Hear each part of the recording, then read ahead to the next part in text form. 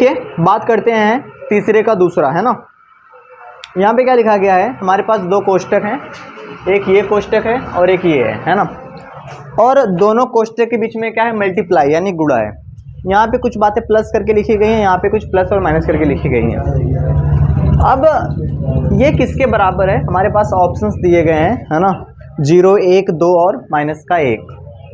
अब सवाल उठता है कि एक तो ये है कि मैं आपको इस सवाल को डायरेक्ट बता दूं कि कैसे सॉल्व होगा। दूसरा ये तरीका है कि इस सवाल को सॉल्व करने के लिए हम क्या कर सकते हैं। अच्छा ये बताओ, अगर मैं आपसे कह दूं कि आपके पास ऐसा कोई चीज़ है, जैसे फॉर एग्जांपल x + y + क्या है z, और यहाँ पे एक कोष्टक में है a + b - c। जैसा ये है वैसा ये दिख रहा है कि नहीं दिख रहा, सेम है ना। अगर किसी एक कोष्टक में 3 चीज़ें हैं, दूसरे में भी 3 चीज़ें हैं, क्या कर सकते हैं, इन तीनों का गुणा इन तीनों में कर सकते हैं। लेकिन अगर आप इन तीनों का गुणा से पहले इसका इसमें करेंगे, फिर इसमें करेंगे, फिर इसमें करेंगे, इसका फिर इसमें, फिर बहुत कचरा हो जाएगा और पता भी नहीं चलेगा क्या क्या हो रहा है। तो ऐसे करने से पता नहीं आंसर आएगा कि नहीं आएगा, आएगा जरूर, लेकिन कैसे कर सकते हैं। या तो आप ऐसे सोचेंगे, या तो कैसे सोचेंगे कि सर जी क्या काम करते हैं, पहले इसको साइन कॉस में चेंज कर लेते हैं, है ना। ये क्या हो जाएगा, 1 sin θ / cos θ, और ये कितना हो जाएगा, 1 / cos θ। सिंपल है जी, सिंपल है। इसको कैसे करेंगे, 1 + cos θ / sin θ, और माइनस कितना हो जाएगा, sin θ। हाँ या ना। अब अगर मैं इसके बटे 1 लगा लूं तो मैं इन तीनों का एलसीएम ले लूं, और इसके बटे 1 लगा लूं, क्या ले लूं, तीनों का एलसीएम।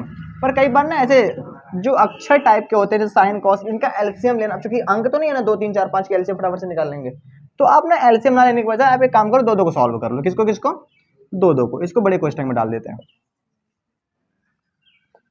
है ना। 2 को सॉल्व कर लो, क्या हो जाएगा, एक को छोड़ दो और इसको सॉल्व कर लो। कर दो सॉल्व, देखिए क्या हो जाएगा, 1 + ये सेम सेम है कि नहीं है, तो क्या हो जाएगा, cos θ, ये कितना हो जाएगा, जुड़ जाएगा, sin θ + 1, क्या ये कितना हो जाएगा, 1,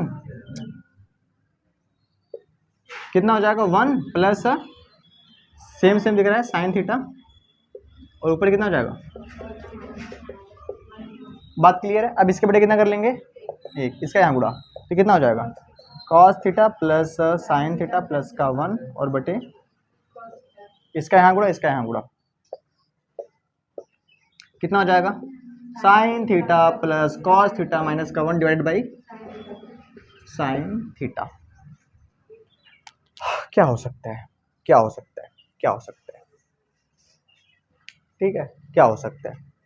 अच्छा काम करूं, ध्यान समझो, ये जो पहला वाला है, क्योंकि दोनों प्लस में है ना, मैं क्या कर रहा हूँ, बस इसको यहाँ पे लिख दे रहा हूँ sin θ को, और इसको जो cos था उसको यहाँ पे लिख दे रहा हूँ।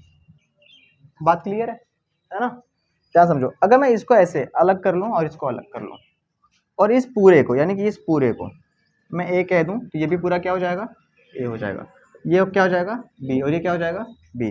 a + b a - b, तो क्या हो जाएगा, a² - b²। सोचना पड़ता है भाई, है ना। तो क्या हो जाएगा, a का स्क्वायर मतलब किसका स्क्वायर, sin θ + cos θ का होल स्क्वायर, और b मतलब किसका स्क्वायर, 1 का स्क्वायर, और 1 का स्क्वायर 1 ही होता है। मैं लिख दे रहा हूँ कन्फ्यूज बनाना, ठीक है। अब इसका गुणा करते हैं, कितना हो जाएगा, cos θ इंटू, गुणा ही करा है ना, इसका इसमें गुणा करा तभी तो हुआ है। इसका होल स्क्वायर कर लेते हैं, कितना आएगा, sin² θ + cos² θ + 2 sin θ into cos θ, a² + b² + 2ab, और 1 का स्क्वायर 1, नीचे क्या बचा बच्चा, cos θ इंटू sin θ। मुझे बताओ इसका मान कितना होता है, 1 होता। ऐसी नजर आपकी होनी चाहिए, है ना, पता चलना चाहिए। 1 + 2 sin θ इंटू cos θ माइनस का 1, और बटे में कितना है, cos θ इंटू sin θ। बात क्लियर है। ये एक प्लस में है और ये क्या है, कट जाएगा। देखो cos θ sin θ, अब जो बचा है वो सिर्फ गुणा में है, ऊपर नीचे, ठीक है। मैं लाइन लिख दे रहा हूँ वरना कंफ्यूज हो जाओगे, है ना, तुम लोग बहुत महान इंसान हो। बताओ सब कुछ माइनस प्लस में मतलब गुणा में है कि नहीं है, साइन साइन ये इससे करके, तो कितना बचा, 2। कौन से ऑप्शन में है, सी, तो इसका जो सी वाला ऑप्शन हो जाएगा आपका करेक्ट।